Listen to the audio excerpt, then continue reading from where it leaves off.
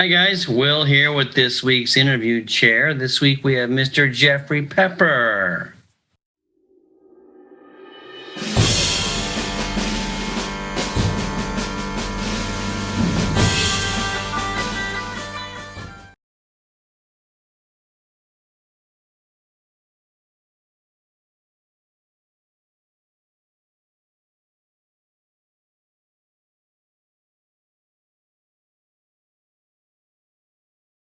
Hi everybody. Today's special guest is Mr. Jeffrey Pepper. How are you, Jeff? I'm good. How are you? I'm good, good. Look at you. The sun's doing you well. You look great. Well, it's that time of year down here. It's some of the best weather of the year, from mid March to mid April, and then it starts getting hot and rainy again. Well, we had And freezing rain yesterday, so you can have it. I moved out of New York for a reason. I don't want it. I do not miss plowing snow. Let me tell you, I'm sure. not even that much. Yeah, we had a crazy winter. Oh wow. Oh yeah, no question. Well, let's get started. The first Okay. question is I want to know how you got involved in our sport of dogs and how old you were when you got involved. I was in my late 20s. I purchased.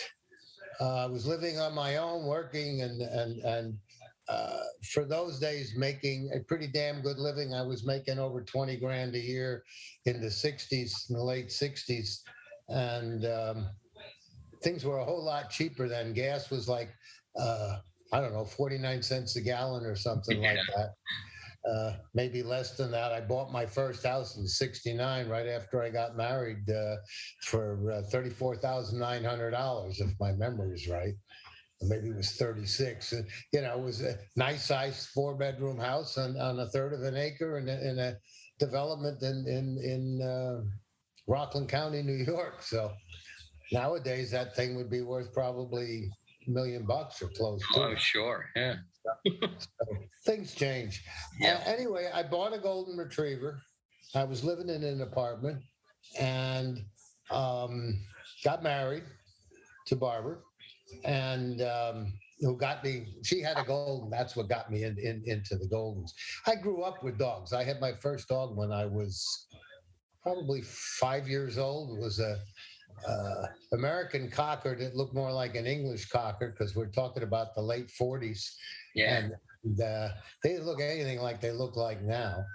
And unfortunately, it died of distemper. Maybe 2-3 months after we got it. There was no vaccination for distemper in those days. Not back then. And it was around. It was a real problem. And a couple years later, my father, for reasons I have never understood in my entire life, made a business trip to Paris and came home with a poodle. What possessed him, I don't know. He was not doggy. Never was. He certainly didn't know from pets as a youngster. They didn't have money for those things in those days. But he came home with this poodle, and it was. I struggle to describe it. It was like a smaller standard. It certainly wasn't a mini. It was definitely a standard in my memory, anyway. But it wasn't as big as the standards today. Let me put it that way. And that dog lived a good long life, and I grew up with that dog sleeping in my bed. And so dogs have always been a part of my life. At this point, I have the golden. We got married, and I'm living. We weren't yet married. I'm living in an apartment, and I realized I've got to train this dog, because I can't carry him outside as he gets any bigger, and I'm on the second floor, so he's got to go down the hall and down the stairs to go outside. And then we got married, moved up into Rockland, and I got involved in an obedience school to teach the dog what to do. And What year would this be?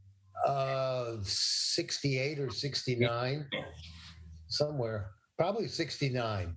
Okay. And The instructor said, he's really good at it. You should go to a match show because he could probably get his CD degree. I said, what's that? And he explained what it is. So I went to a match show because it was good practice.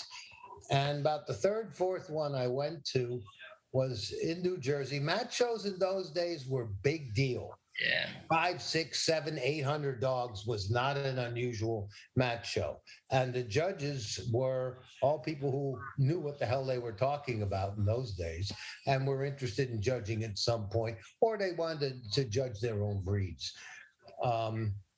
Anyway, I went to this match show in New Jersey and I entered him in obedience. And as I was filling out the paperwork, a lady with a golden came next to me to fill out her own entry. And she said, oh, you have a nice golden there. Is he entered in confirmation? I said, what's that? And she sort of explained it. And she said, why don't you enter him? And I said, I have no idea what to do. And she said, well, why don't you enter him? All you have to do is follow and just see what everybody else does and copy them. And it was $2 to enter. So I said, what the hell for $2? So I entered the dog. Long story short, he wound up high in trial on the day, high in match. And he won the breed and the sporting group and went best in match. Wow. and the trophy was this stainless steel butter dish that with a wooden top. I still remember I had it for years and it got lost in a move somewhere. I don't know where it is. But he went high in trial and best in show, in essence. And I had a rosette, it wasn't just a stinky little ribbon, with a real rosette. And I thought, well, this is kind of fun. So we started doing match shows. And then we decided, well, let's put him in a real show. So being total novices, we looked on AKC and here was this only golden show in New Jersey. Well, let's go. Well, it turned out to be the 1972 national specialty. And he was entered in the novice class and damned if he didn't place. And, there were like 14, 16 dogs in the class. And he placed, I think, second or third, whatever it was. And that sort of cemented it in, and it went from there. He wound up not only finishing, but he won several groups. It turned out to be quite a nice dog. And then we thought, well, let's try, and wanted a better dog. And there was this young dog that was being shown by his owner, guy by the name of Larry Johnson from New Jersey. And the dog's name was Charlie. Later champion Cummings Gold Rush Charlie. And we thought he was quite pretty. Yeah. And I still remember this because it was the Rockland County Kennel Club show. And I eventually was vice president of that club. And the breeder was there, a guy by the name of Lynn Cummings. So I'm talking to him and I'm asking him about a male like that. And he looked at Bricky, at my dog, and he said, you don't need a male. You've got a lovely male there. You want a bitch. You want a female because you might want to breed. Okay.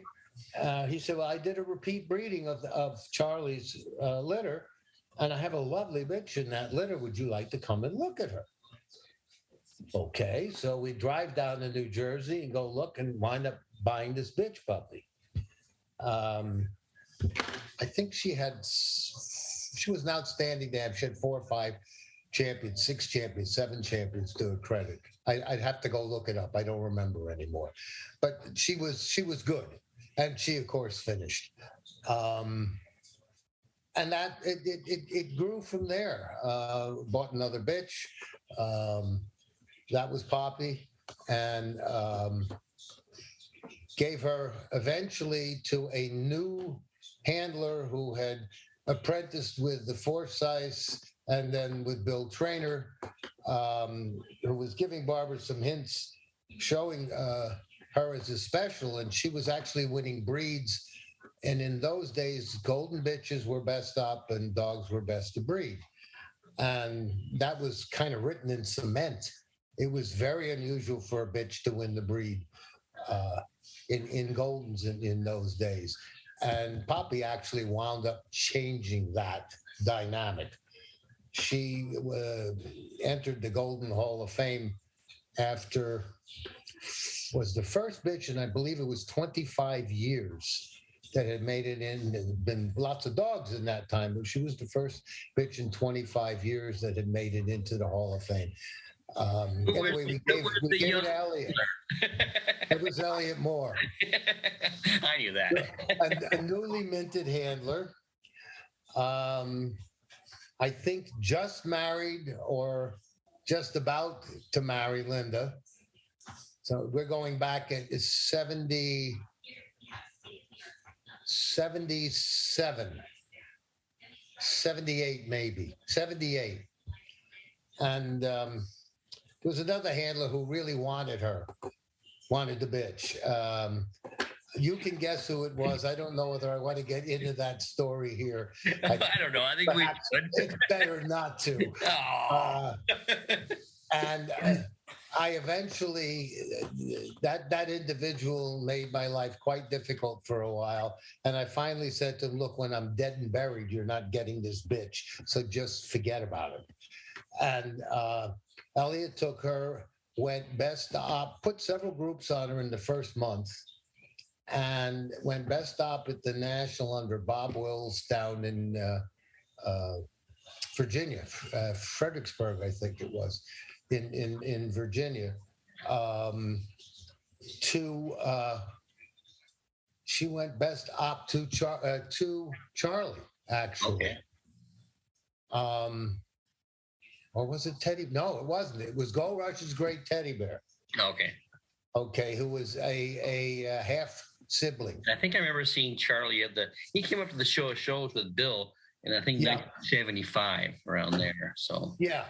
I think it was Teddy, newly finished, but I wouldn't swear to that at this point. Well, the reason is we proved the teddy bear dog. We did we whelped his very first litter.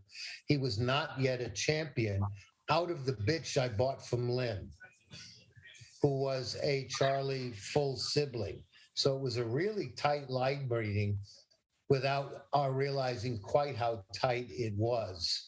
And there were like 4 or 5 champions in that litter alone. Several kennels actually were based on bitches from that litter. It was an extremely good litter. And I'm confused but I'm pretty sure it was Charlie, and Poppy was best op. And then in '79, she won the breed under Annie Clark to a dog from California. Caper, I think, was his call name, and Randy showed him. Randy. Schlepper out from Washington. That was way back when. Trying to remember. The gal who owned the dog lived back east, I think, or she may have lived out there at that time, moved here and then moved back. I've lost track of it. But that's where it all started, and that was a good start. Yeah, it was a very nice start, but it actually started with Ricky, who I bought for $150 as a pet from a very well-bred litter. I didn't know where to go for my golden, and Barbara was related to Dr. Irene Kraft, who was Narissita, who had been involved with Goldens for many, many years.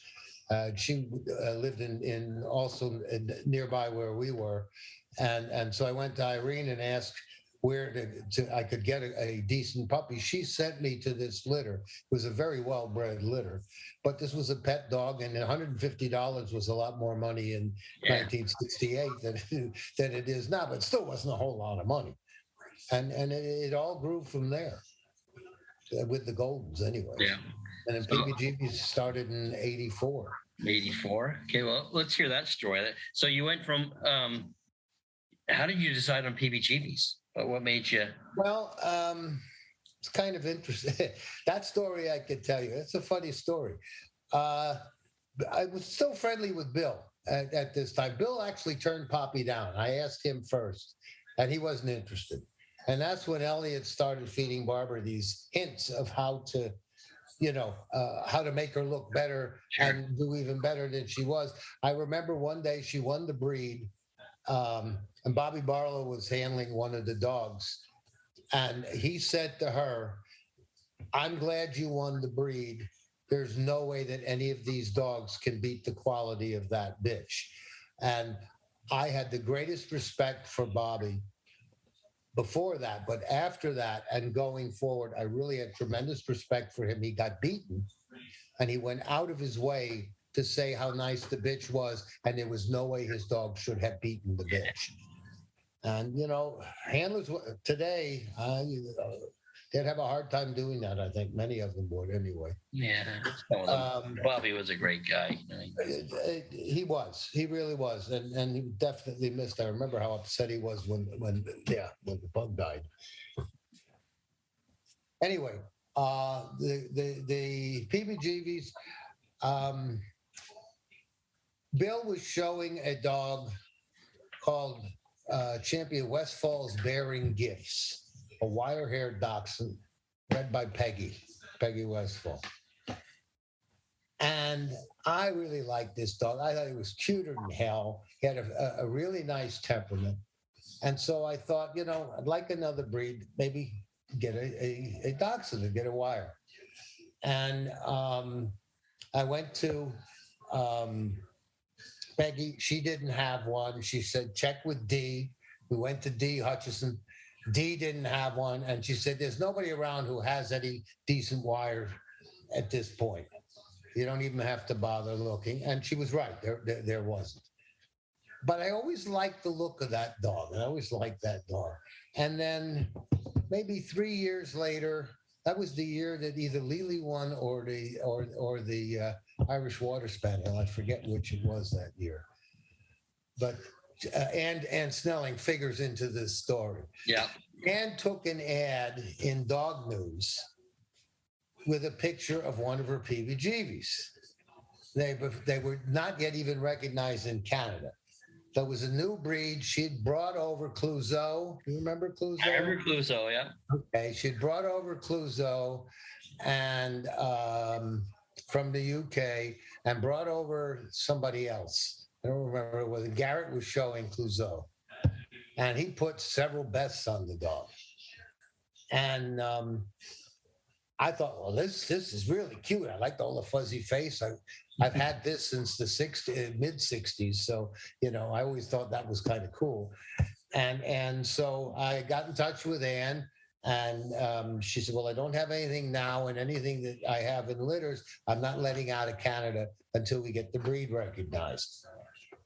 And 84 at the Centennial Show in Philadelphia, we picked up a bitch, a Clouseau daughter, from Ann at the show. And Pistache was her name. And got involved with the breed at that point. Later brought over two more, a dog and a bitch from the UK. Quite honestly, none of them were really very good. They were lacking in type. They looked more like Grounds than Petits. They were kind of a combination of Petits with Grand heads and Grand tails, if you will. They were too long. They weren't right. But they won because they were sound, and it was nothing else. Nobody knew what the hell they were looking at. Then they had that super match. Okay. And were you there? Do you remember that? The Canadian super match? No, the one down here, it was in protest against Sandy Schwartz's show, not Taconic Hills, Tuxedo Park, the Westchester weekend. And I forgot exactly what it was, but they did it against that show. Teddy Young was doing Best Puppy and Show.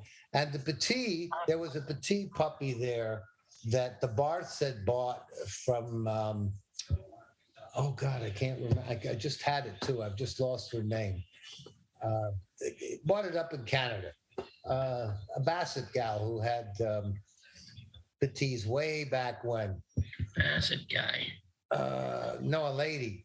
And I'm not even sure she had Bassets, but she had another breed, and she got. I'll think of the name when I stop trying to remember the name. Yeah. And anyway, he had that puppy was so cute. It was like 6 months in the day, you know, and with those cute fuzzy face and everything like that. It was not the world's best PBGB, but it was the best one there because it was the only one there. And Teddy put it up because everybody was just cheering for this puppy dog, and it went forward from there. We realized then that when we started to think about breeding, that we really didn't know what the hell we were dealing with there because all we had were names on pedigrees. Mm-hmm. At this point, you know, we were already second or third generation in Goldens because we bred. We didn't just have one litter every 2 years. We had a couple of litters a year. Had no problem selling golden puppies, so that wasn't an issue. And you know, we had some goals in mind that we wanted to reach, and we were line breeding, but we were doing it from a basis of knowledge of pedigrees and so forth. I could still probably do a 4 or 5 generation pedigree of my early dogs in my head today because you had to type them or write them in those days. You know, it wasn't a computer spitting them out. That you'd done it on there once. And so you learned at one point, I think we traced back 13 generations of what was behind where we were. And there was some fantastic stuff that went back into the early 1900s. And that's as far back as we got with it. Anyway, we had no idea what the PBGVs that were in the pedigree looked like. So we decided that we had to go to England to see where these dogs, what they looked like and what they really were. Because how do you decide what you want to breed? Ran into Nick Frost at that point, who was the major breeder in the UK. And got quite friendly with him. He was here judging and invited us to come over, and we did. And we spent 2 weeks there, went to Hound Show, went to a number of all breed shows because it was in the middle of the summer, went to the one in the New Forest. I can't think of the name, went to several, and saw the dogs and talked to people who had been in the breed for 10, 15 years at that point, which was a long time for the UK. And discovered that the dog that everybody in the States was line breeding on was in fact a petit champion in one country and a grand champion in another country. Oh, wow. Uh-huh. Well, breeds were interbred until 1975. Okay. So that was not illegal. It was quite plausible. It turned out because what they did, since they came from the same litters, at a year of age, somebody from the French club would go and examine the dogs from the litter, petit, grand. That's how they were assigned. And it wasn't until 75 that the crossing of the two was outlawed. They did develop separate breed standards for the two, but they were still kind of coming. So you had this real mix. Sometimes you had a petit upper jaw and a grand lower jaw, or the other way around, and you get parrot mouth.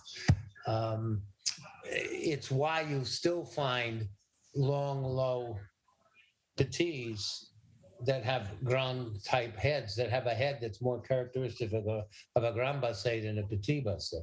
I could get into this. There's a whole lot of back history on the breed that most people have never really studied. Most people have never even seen the 4. There are actually 4 breeds of Griffon Vendéen. It's the only French hound that comes in 4 sizes. All the others is 3. Only the petits have a petit basset, and I'm sorry, only the Griffon Vendéen have a petit basset and a grand basset. All the others have a basset breed, a briquet, which is like Springer size, and then the full size, the grand. it appears from what studying I have done that the otter hound and the Grand Griffon, the big one, actually both go back to the old Vendier hound and might in fact be related. You'd have to go back several hundred years to do that, and of course we can't, so there's no way of knowing. I don't know if DNA could do it or couldn't do it, but it would appear that there was some, that they all came from the same basic rootstock, going back eventually to the hounds brought in from Rome. You can see that. You can see the similarities for sure. Yeah. So it's similar. I mean, if you've seen a party-colored otter hound, damned if they don't have a petite. And then there's got to be some, I would think, some hound influence in the Spinoni as well, whether they want to recognize it or not. That head is a lot of similarities in there as well. Going back, and it would all go back to the Roman hounds back in what, 1,000 years ago? Yeah. Or more? 1,500 years ago? Who knows? It's interesting to speculate. We'll never know. But that's how we got involved. And those were the two breeds that I've been personally involved with, both breeding extensively and owning. I've had Cavaliers since the late 80s. I had my first Whippet back in 77, was a boy's son, sporting field Klansman's son, from Donnie and Jim Budd. So I knew Debbie when she was still in junior. When actually all three of them were still in juniors at that point. It goes back that far. And I've got as you saw before, I've still got a Whippet. Yeah, we see her wandering through. Yeah, she wanders around in here. She's right over here in the bed. And she's a tawny daughter, actually. She's 9. So, and I had Springers, English Springers, couple of greyhounds, one from Maida Putterman. Oh, yeah. Her daughter. It was a mahogany daughter. Mahogany was beautiful. Yeah, she was. And Miranda was the daughter. She was winner's bitch at the day after the national, that was an anniversary one, and it was held out on Long Island. And I still remember the judges said Dr. Elsie was still around. And she was telling me my bitch's pedigree going back into 5 and 6 generations out of her head. The woman was unbelievable. Wow. Unbelievable. When did you start judging, Jeff? I started judging. I had provisional approval, I believe, in 85. The books will say I'm 86 because they had to finish your provisions, and we had to do 8 in those days. I started judging. I never intended to judge. One day, Frank Harra, you remember Frank? Mm-hmm. AKC rep? Yeah, Frank came up to me at a show, and he said, I want you to apply for golden retrievers. I said, what? He said, I want you to apply for goldens. We need some breeder judges. We're losing type in the breed, and I like this breed. I don't like what's going on, so I'd like you to apply for the breed. And I said, okay, what do I have to do? And Frank told me, and in those days you had to pass a written proctored test of the breed standard without an open book. And you had to go through interviews and provide references, and you had to have bred, so many litters and whatever. And I was approved for Goldens. I remember when I had my interview, Frank was telling me all about the things to watch out for when you're judging, running the ring, and so on and so forth. And I said, Frank, aren't you going to ask me anything about the standard? Because I had studied like crazy for this. And he said, don't insult my intelligence. He had asked me to apply for the breed. Now he's going to ask me to tell him about it. Yeah, and it made perfect sense. But, so 86 officially was February, I think, of 86 was when I was officially approved. I finished all my provisionals very quickly. They were all specialties, but two all breed shows. And I could tell you stories about what I had to do in those first two shows, but I'd have to mention names again, and it's probably not Oh, that's a teaser. well, I can tell you that my very first show, of course, I was nervous as hell. And I had two difficult situations. Well, just going into dogs, there was a handler in there who I really did not like as a person. And I had to make a decision. Was I going to judge handlers or was I going to judge dogs? And I judged dogs, and the handler won. Because, you just have to make that decision right from the get-go, and you're either going to do it or you're not. And I there was no way I was going to do that. And then I had a American bred bitch class of two. One could drink out of a Coke bottle without a straw, and the other one had no hair, and nothing going for it either. But at least it couldn't stick its nose down the Coke bottle. And the question was, okay, which one's one and which one's two? And that was far more difficult to do than almost any class I've ever done, because I didn't want to do what I had to do, and I had to decide. Eventually, the one without any hair was a little typier, and so it won. Neither of them was particularly sound, but you still had to go one and two. And then at a subsequent all breed show, the same handler from the first show had a different animal in the ring and in the specials class, and thought that that individual thought they owned me because they'd won the first time, and they knew that I didn't particularly care for them. And I wasn't paying enough attention, apparently, to the bitch, so they took a piece of bait and chucked it right at me and hit me. And I don't know whether they hit me with it was on purpose or not, but it did. And I bent down, picked it up, walked over to this individual, handed the individual the piece of liver, and said, if you do that again, you're going to have a bench show committee so fast you'll never know what hit you.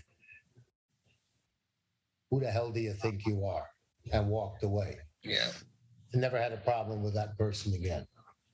To their credit. Sure. Never had a problem again. But sometimes you sort of have to do those things. It is what it is, and this is my ring. You're going to do it my way, and I'm not going to stand for that kind of behavior in my ring. Sorry, it's not going to work. So it has to be. I would do the same thing today if it came up. That enough history for you? No. I mean, I could tell you. What do you have now? What are you licensed for now? Well, I am licensed for all sporting, all hounds, Cavalier, King Charles Spaniels, Best in Show here. In some other countries, I've judged all breeds. Yeah. But I'm not technically approved for all breeds, but I have. So I've had entries of. I had an entry of 36 or 40 Frenchies once, and I make it my business to study the standard, and if I know what breeds I'm doing ahead of time, I read those standards and I try and watch them and try and get some idea of what it is. And apparently I must have done a decent job because nobody killed me afterwards and nobody filed a complaint. Actually, I got some compliments on the consistency of what I've done. And then I remember doing border collies at that same show. And it's one individual owner, handler, won dogs and bitches, and obviously the breed. And I wanted to do some photos. And I said, are these dogs imports? And they said, yeah. And I said, from the US? And they said, yeah. I said, Sporting Fields, right? And they said, how did you know? Debbie puts a type on everything she breeds. I mean, there's some people just do that. The stamp. There's a stamp on it. I mean, you look at an elk hound, you know whether it's one of Pat Trotter's or not. She's put a stamp on it, on her particular style. And I think that's fine as long as you stay within the. I think that's actually the mark of a good breeder.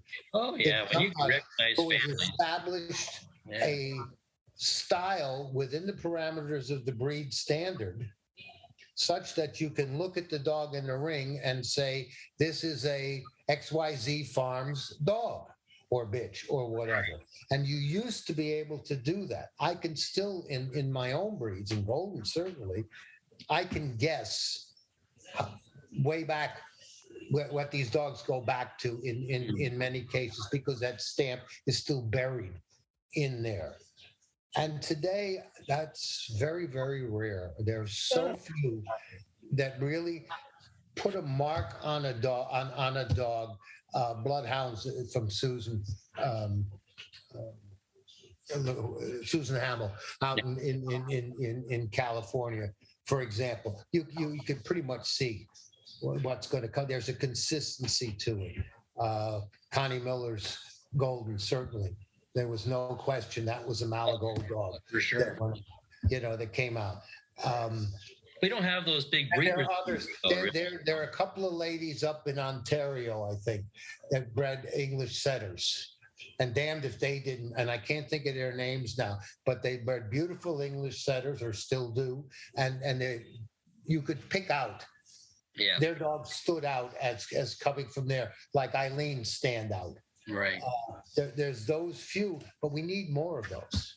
Yeah, we don't have the big breeders anymore that have those litters all the time, that they can establish that family type, Well, but they also aren't too many people, in my opinion now, we're looking for the easy way out, We have our litters on demand. My bitch is going to whelp on next Thursday. I already made the appointment. So we do a C-section so you don't have to deal with that. We do our breedings all through AI instead of natural breedings. And I think we pay a price for doing these things. We have a lot of dogs and a lot of breeds with low libido nowadays. And I think that's coming because we're breeding dogs who couldn't breed on their own artificially. And so we're allowing what wouldn't have come through in the past because the breedings were done naturally. And a dog with a low libido, people aren't going to use it. Right, you wouldn't get the job done. Throwing blanks. Why do I, she only comes to season twice a year. I can't afford to have a dog that's shooting blanks, that's not producing puppies. So we're going to go to somebody who produces. Or we're looking, okay, Gertrude's in season. Who's winning now? So we know who to breed her to. Yeah. And going back to this, you have to know your pedigrees. You could be doubling up on faults without even realizing it. Oh, for sure. If you go back to what you're talking about, the stud dogs with low libidos, it shows up in their performance in the ring too. You find dogs just aren't stallions anymore, So I see that all the time. I saw a picture the other day and somebody made a comment, that's a stallion of a dog. And damned if it wasn't. Right. And there's something that you can see that comes through that is above and beyond the norm of what we see. I miss the days. Do you remember? I don't know if you go back far enough.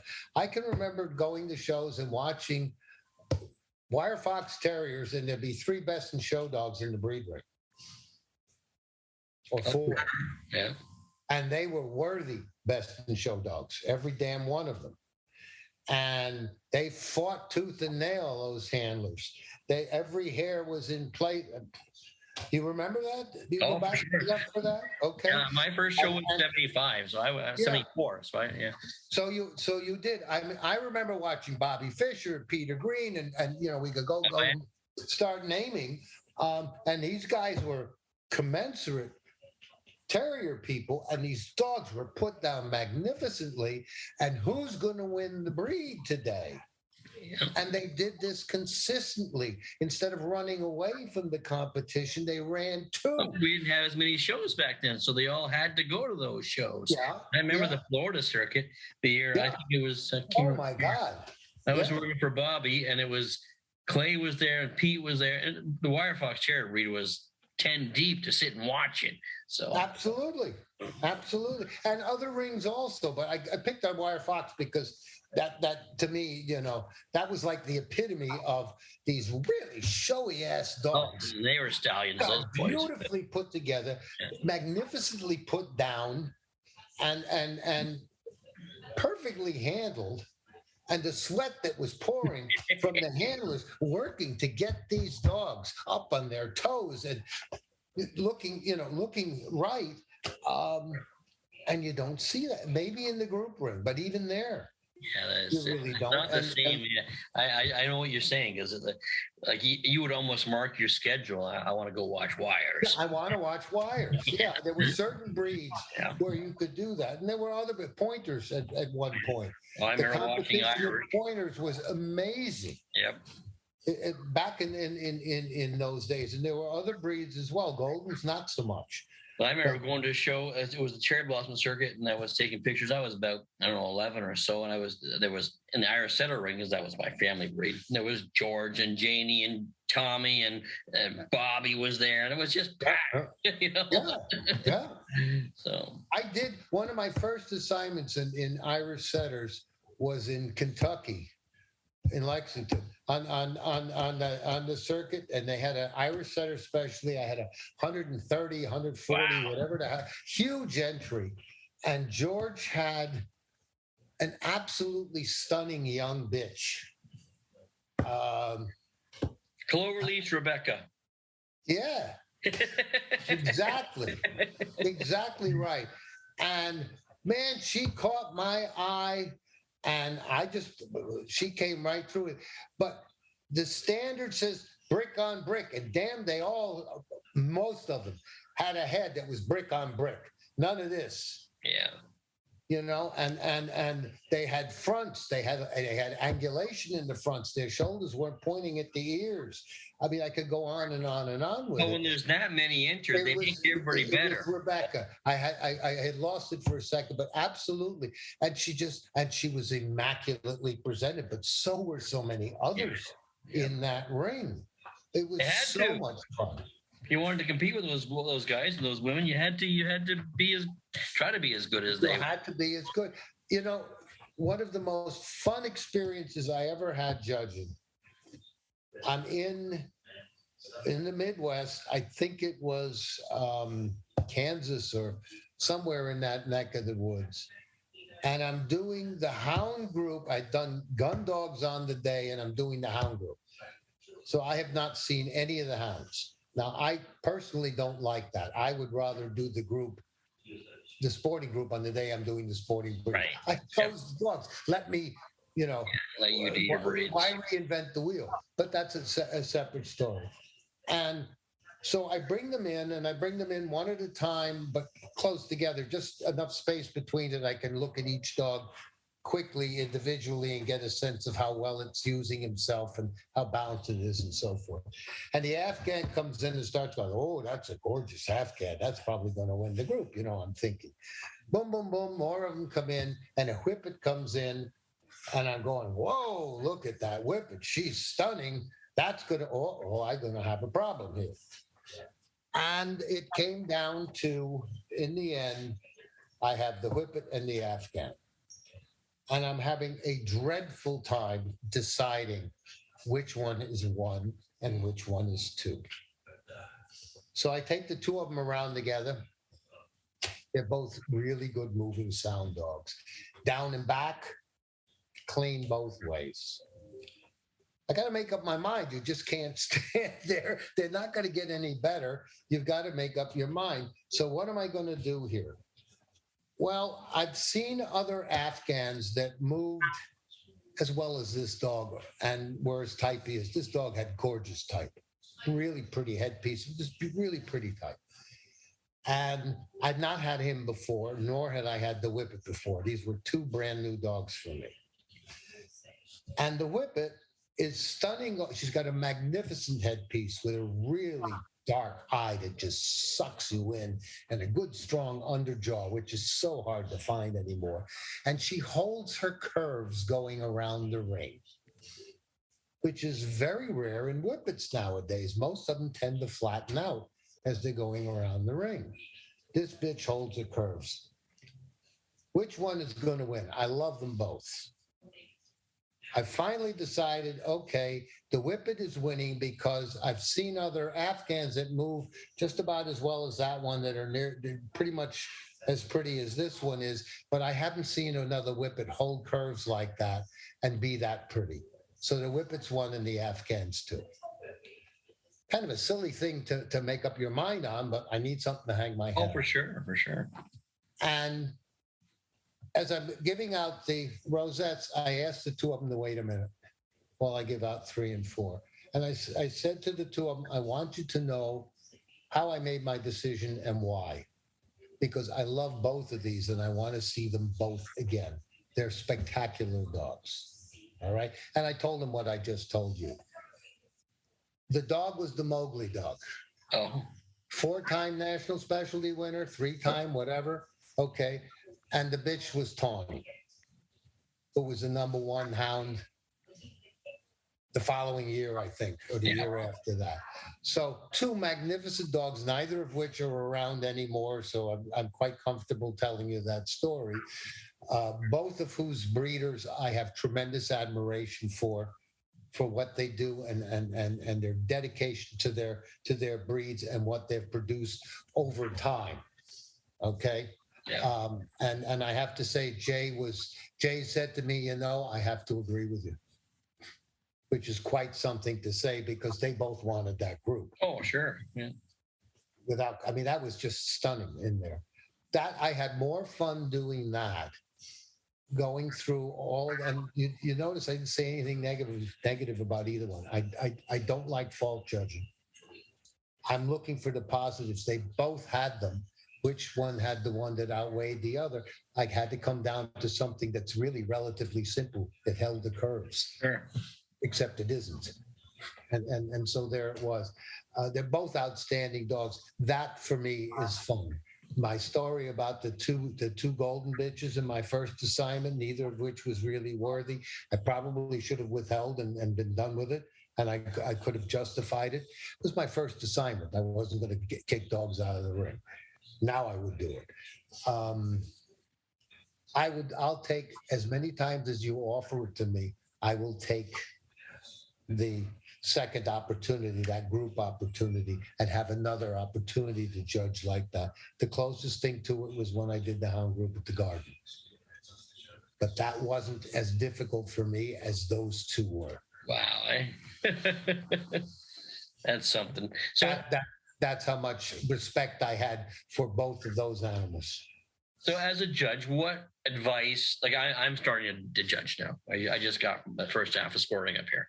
What advice would you give to a new judge? Don't be in a rush to move to new breeds. Realistically, you don't really learn a breed as a judge until you're actually in the ring having to make the decision by yourself, for yourself.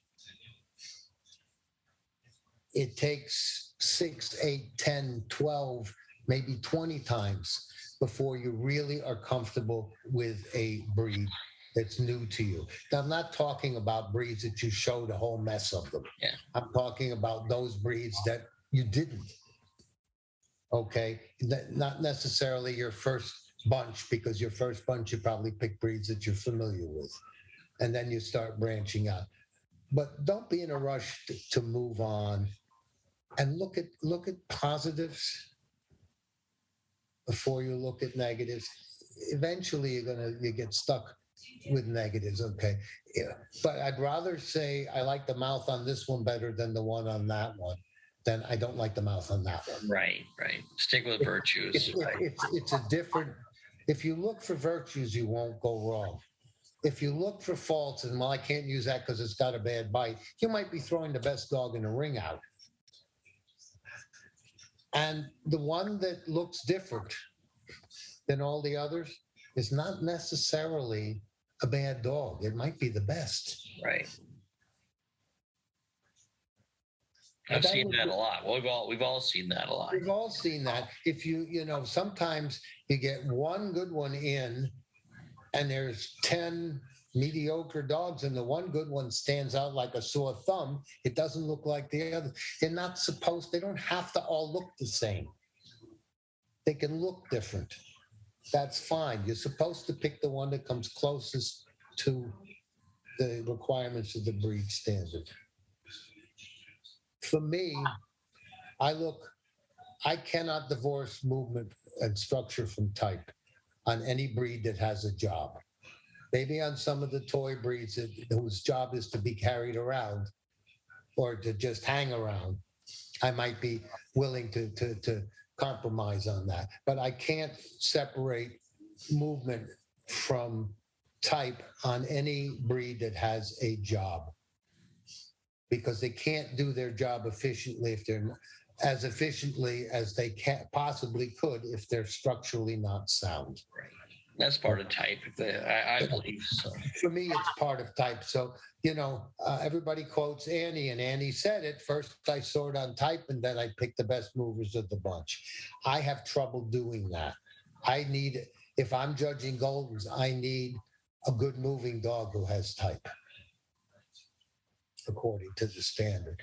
And I can't really divorce the two. If it's a gorgeous dog and its hocks are making sparks as it's going away, and sometimes we see that in some of the breeds, I'm sorry, I have a problem with that. That to me that's a fault, because it affects their ability to do the job that they were bred to do. And I think that a dog has to be able, I have to look at a dog and see it doing what it was bred to do, which carries you to the other part of it. If it's at all possible, at least once, watch a retriever retrieve, and you'll understand why the standard asks for certain things in a retriever. Watch a setter that actually sets, goes down. I had that happen to me once in a ring in California, of all places, and then an outdoor ring with Gordon setters. And I've got like 5 or 6 over here, and 2 birds land on the other side of the ring. And 3 or 4 of them went into a set. They crouched down. That's what they originally did, because the net got thrown over them to catch the birds. So they would crouch down so the net wouldn't be too high.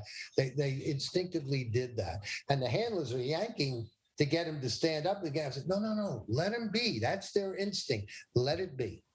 And the birds realized what was going on and took off, and the dogs got up and did. But it was so pretty for me to see that the instinct was still there. Go and watch them do what they were bred to do. Watch a pointer point and then flush and retrieve. Just once.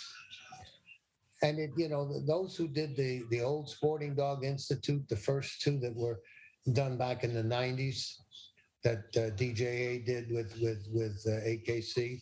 Okay. Were you there? No. Did you ever hear about that? I don't know. I don't know who was there though. It was a rather elite group. Everybody wanted to go, and we were out in a field out in San Jose, or near San Jose, on a knoll, and there were a pond below us, and the teachers were Annie, Dottie Mack, Klaus Davern, Elliot Weiss, and Donnie Stirs. No, and Ginny Lime. Okay. I forgot Ginny. And so top drawer experts on gun dogs. And we watched one dog of every breed plus a standard poodle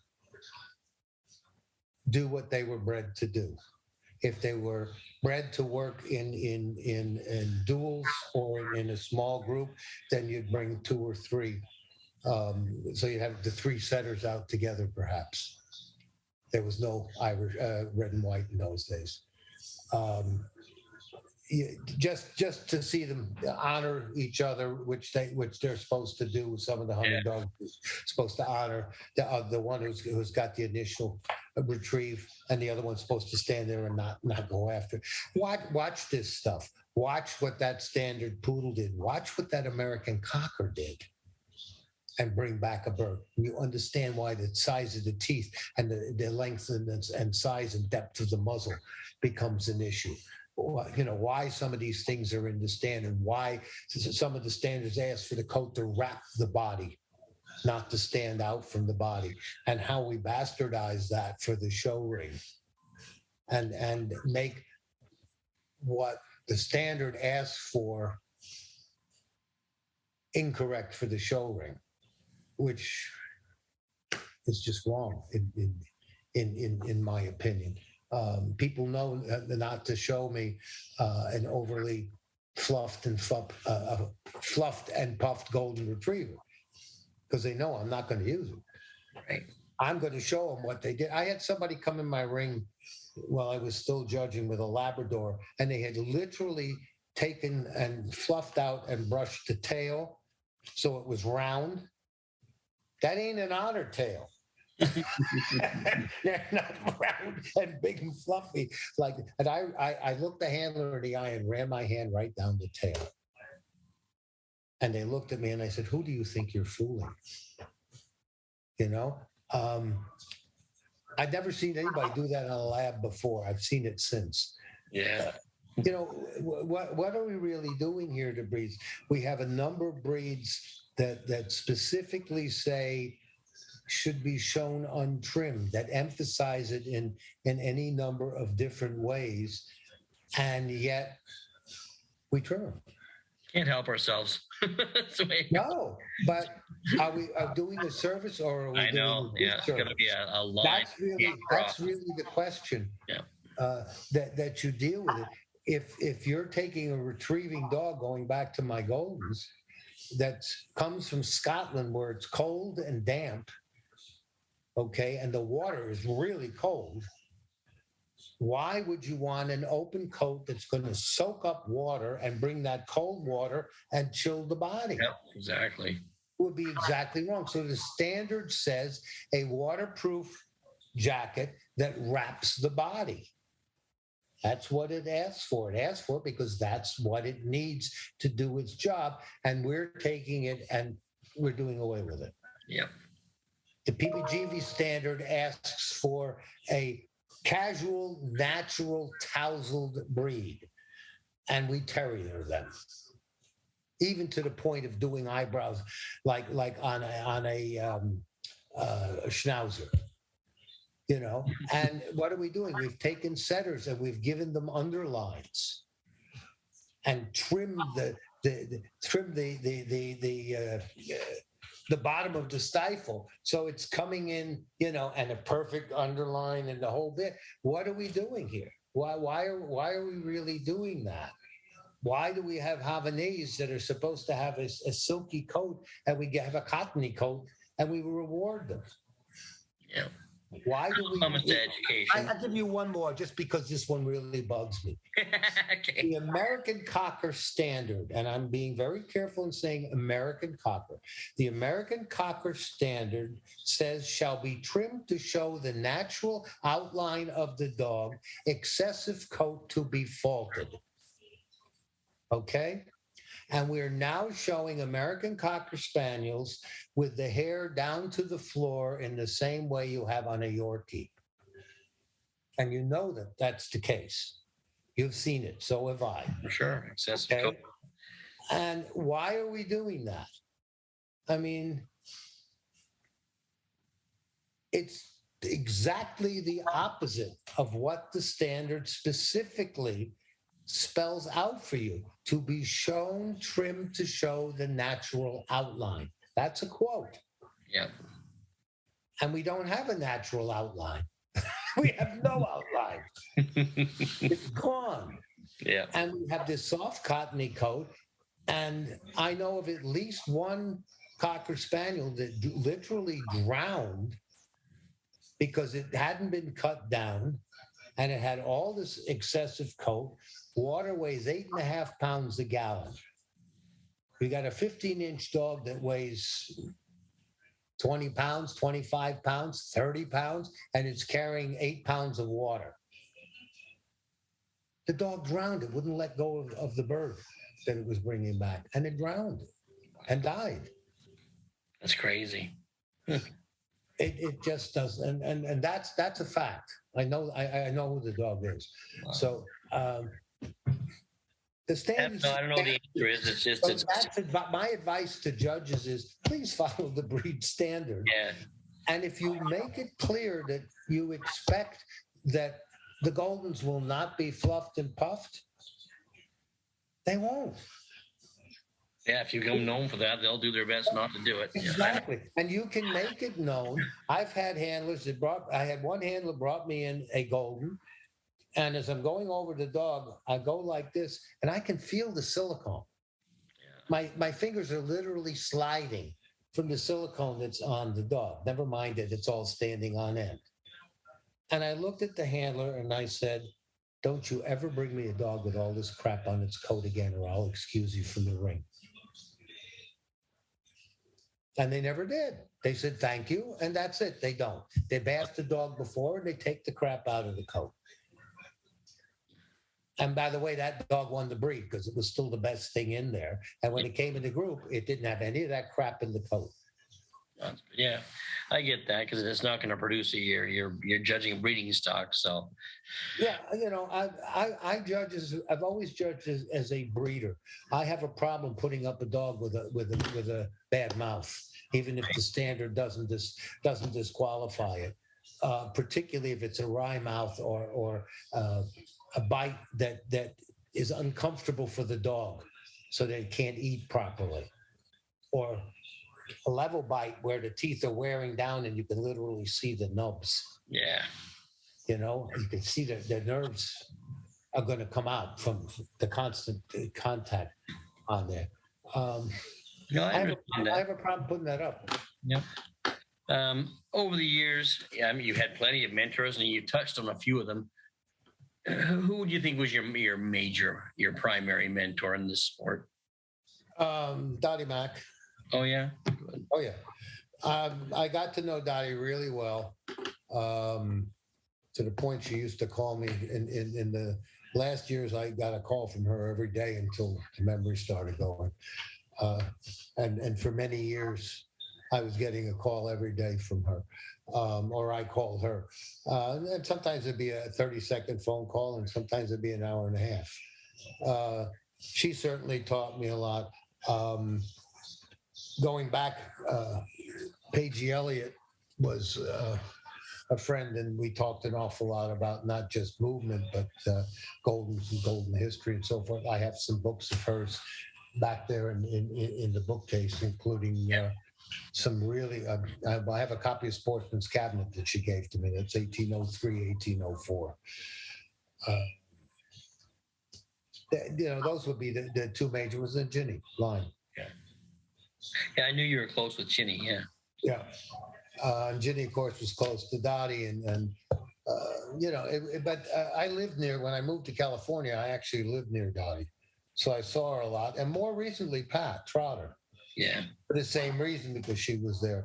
I had the distinct, wonderful learning experience, I guess about 6 years ago, 5 years ago, when Dottie was still around.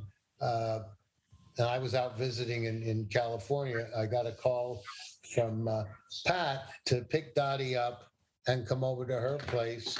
And Plows was going to meet us there. Plows Davern was going to meet us there. And we were going to go over her litter of puppies that were out of Duffy. That gorgeous bitch that she'd won the group with. The 10th time, not the 11th time. And they were, I think, 6 weeks old.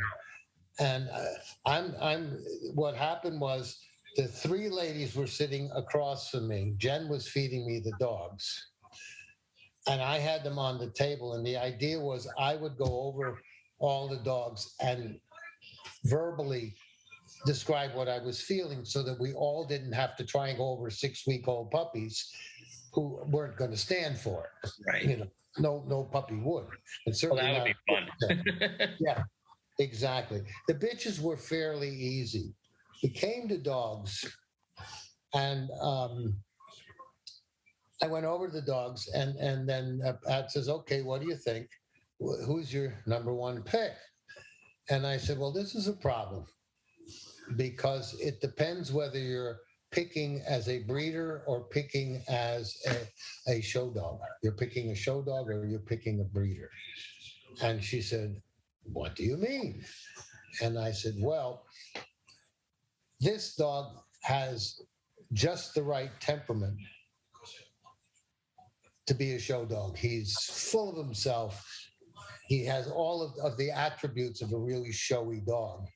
He's very typey, but he's a little bit long.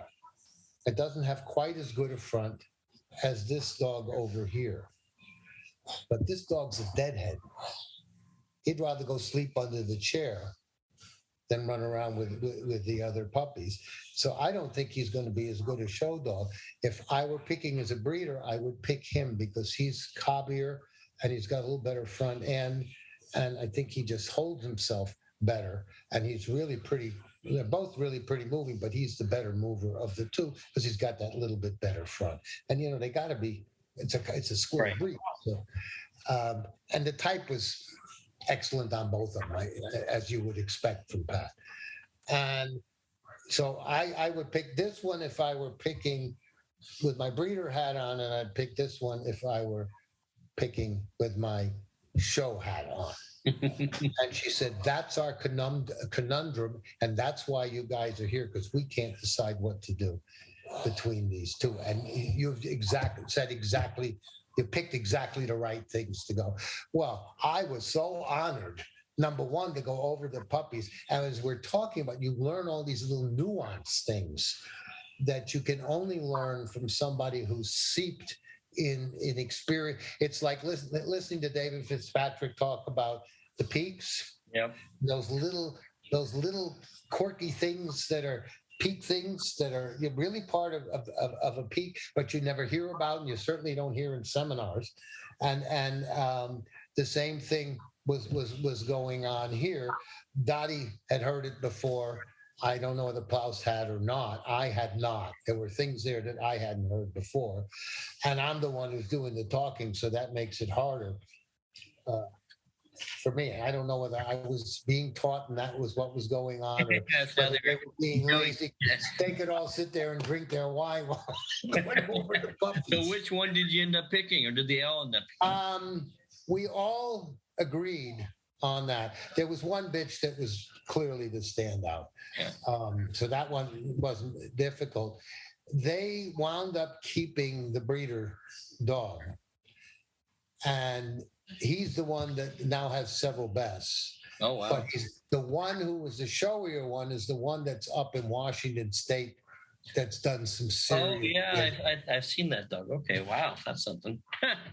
Okay, so he was by no means a slouch. Yeah. As type-wise. He's just that hair longer. He's not long, but he's a hair less cobby. Than the other dog. Than the other dog. Okay, that's and now you're really getting into nitpicky kind of stuff that you can only do when you have really, really good choices. One other thing, to go back to what you asked me before, as a new judge, they don't get better just because you keep them out there stacked forever. Yeah, Thor Brown, Tommy. Point. They're not going to get better standing there. Yeah. And that's serious, because I've watched a breeder judge doing a national specialty. I was stewarding for this person, and they started nitpicking when they picked their 4, and then they picked 2 to go behind. And this is what they were going to keep, and they started shuffling, and they fell into fault judging, and the best in that class got moved back to 5th. Yeah. No, And I finally walked out and said to the judge, who I knew, they're not going to get any better. You need to point now. Yeah. They just get older. Yeah. Well, they get tired and they get fidgety, and you start seeing things that aren't there, and you start fault judging. Right. Big mistake. Once you've made your 4, 1, 2, 3, 4.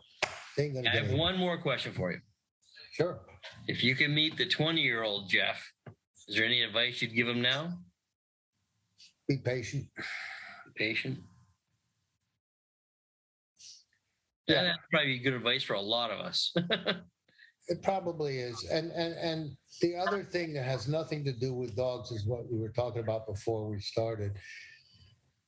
See your glass is half full instead of half empty.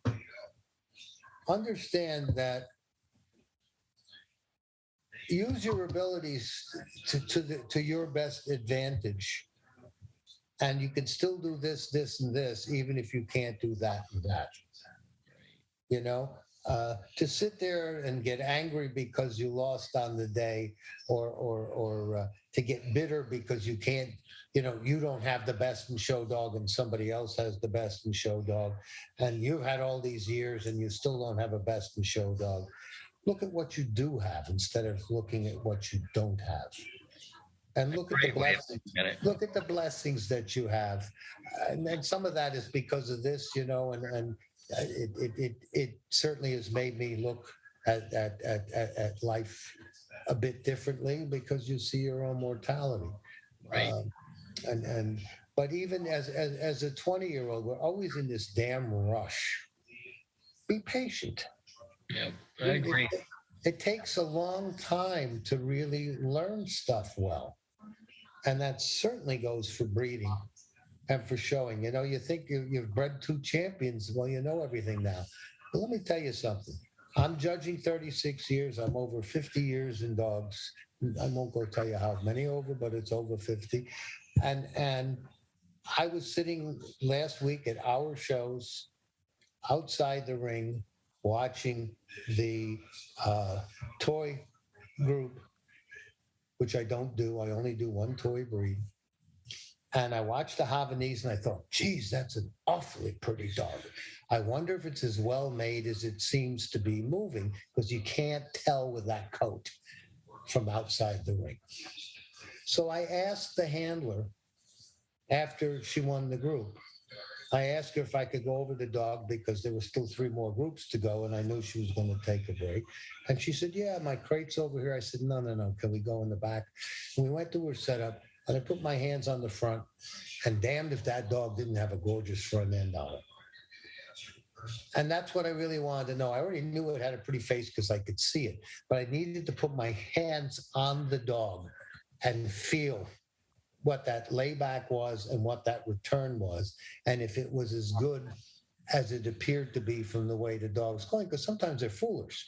Right, yeah. And no, it was, and the balance front and rear was excellent. And in the process, I felt the coat, and boy, did that have a gorgeous coat. It was really a good coat, correct coat for the breed. And afterwards, I'm thinking to myself, why the hell did I do that? I'm not really judging anymore. Why do I care? Well, I'm curious. So I'm still learning. I'm still learning. That's really my point. I have never done one assignment where I didn't learn something. Right. Not something major. Sometimes I was just trying to figure something out. I remember once having a Brittany, and coming at me, it looked like the front was swinging like this, which of course is impossible. And it came at me and stopped, and I looked, and what the hell was that? I said, would you go down and back again? And I'm sure the exhibitor thought she'd done something wrong. She didn't do anything wrong. I just wanted to know what the hell was going on with that front. When it came back, I realized it was the elbows popping out. Oh, yeah. It was swinging from that. But I had to look at it again. And I mean, that's a useless piece of information, but I was curious. So why not? Yeah, I think we all want to be students of this. A lot of judges, I think, they get approved for a new breed, and they're already I hear judges, I see them doing on Facebook. I just got approved for 9 breeds and I sent in my application for 9 new ones. When the hell are you going to learn the 9 you just got? Exactly. Yeah. Yeah. And I think that's why we see so much generic judging now. And I really worry about that. We're losing the specialness of breeds by taking away those little hallmark things that make them what they are, be it temperament or be it the look in the eye or whatever it happens to be. When I heard Chuck Trotter was telling me he went to a seminar, and just because it was a new breed, and the parent club representative who was doing the seminar was asked the question by somebody in the audience, what kind of slope do you want on the croup? And the answer was, what's a croup? Okay, and I don't know who it was, nor do I know what breed it was, and I don't care to, and it has nothing to do with the point. The point is that we have these instant experts who aren't. And how do we learn, particularly with breeds with smaller entries, how do we learn what a good one is? How do I learn what a good plot hound is if I've had my hands on 2 plot hounds in all the years that I'm judging? Exactly. Yeah, you can't. You're just gonna make an edge. How do I differentiate? How do I know? In the old days, when you were younger and when I was starting out, you went to a show in the morning and you left the show after best in show, except maybe Sunday you left after your group. Right. Okay, but certainly on Saturday, you stayed right through best in show. And what did you do with all that time? Because, you know, your breed was on in the morning and you're not leaving till 5 in the afternoon. What did you do? Well, you BS'd and talked with the other people in your breed, and you learned about the breed from those who had more experience than you, and you learned about individual dogs. I remember asking, when I was new, asking somebody in the group who happened to be a judge, although they were a golden breeder, and I said, you know, we had a Minorcan puppy in a litter that Ricky sired. I can't figure out where that came from. And he said, oh, that comes from so-and-so who's 3 generations back in his pedigree. He was known for throwing puppies who occasionally would throw a Minorcan. Very valuable information. Never would have had it if we weren't sitting there talking. It happens all the time. Outside your group ring, and your group wasn't always the first group. Sometimes it was the last group. And so you watched other groups, and through almost osmosis, you learned what good dogs were in those other breeds because you'd see a similarity from show to show in the type of pug that was coming in the ring or the type of wire fox terrier or whatever. And your eye became accustomed to what's a good dog of other breeds that you really didn't know a whole lot about, but you learned this is, you know, this is what's looked for in there. We don't have that anymore. Now people don't win their class, they leave. They don't even stay to see who goes winners. I know, it's crazy. So how do you learn this stuff? I'm sorry, but these are things that experience is teaching me that we had an advantage. Oh, there's no question. They have that same advantage today, and they're not taking advantage of it. The opportunity is there. Yeah, but it's a generation now. It's a win now generation. It's just no one wants to learn. I don't know what to attribute it to, but it's causing us to lose the uniqueness of some of our breeds. Yeah, I agree. And some of the breeds are going to disappear just because nobody has them anymore. Let's hope not. Anyway, well, thanks, Jeffrey. It was great catching up with you. It's good to see you. Likewise, always good to chat. You be well, and I hope that everybody takes everything that I said with a grain of salt because it goes with the pepper. That's a good line. Yeah, but you kind of have to. But I hope it makes you think a little bit. That's really my goal. Yeah. If you think about it, maybe there's a grain of truth in there that give you something new to think about and react with, and I love those beagles and that go with it. There's another breed that's that soft expression. Sometimes that's beagle, that speaks beagle, and sometimes you don't see it anymore. Yeah. You get a sharp look, and that to me that's not a beagle anymore. Exactly. All right. Okay. Well, be well. You as well, Jeffrey, and I hope to catch up somewhere. Always a pleasure. I'll see you somewhere. We'll I hope. Catch up in Westminster. Perfect. I'll see you there. Thanks, Jeff. You have a good night. You too. Bye-bye. Thanks, Jeff. It was good to catch up with you. If you like what you're seeing here, make sure you press the like, share, and subscribe button. If you want to get a hold of me at dogshowtips@gmail.com. Or if you want to find out what's happening in Will's world, go to willalexander.net. And don't forget about the Dog Show Drive every Thursday with Wayne Cavanaugh and myself. Till next week.